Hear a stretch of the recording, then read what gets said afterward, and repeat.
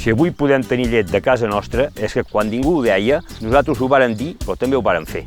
Vam començar com comencen la majoria de les coses, amb una bogeria. N'estàvem farts de barallar amb la Jaume Indústria. Però un de sol què hi pot fer? Un dia diu, si a mi em passa i a tu passa, doncs... Per què no ens ajuntem? I si venem nosaltres la nostra pròpia llet? I sí, sí. I sí, sí. I sí, sí. I sí, sí. I sí, vam fer pinya. Però la il·lusió de tots junts... Ens feia grans. Després de 6 mesos de començar a parlar-ne, ja teníem els nostres brics al mercat. Va sortir la famosa frase: A casa nostra, llet nostra. No era simplement un eslògan, era el que deia la gent. Volien llet nostra a casa seva. I aquest era el nostre somni, que hi hagués llet catalana a les nostres cases. El nom de llet nostra? No sé, però és obvi, no? És la nostra llet per la nostra gent. Sabent qui érem i d'on érem, vàrem tenir molt clar amb quina llengua ho faríem. Amb quina, si no? I això que no era el més habitual, llavors. Per això, quan algú avui ens diu que tria llet nostra, per mi una gran satisfacció. Orgull per saber que estàs fent les coses ben fetes. Em fa sentir molt bé, almenys sé que ha triat una cosa bona de casa nostra.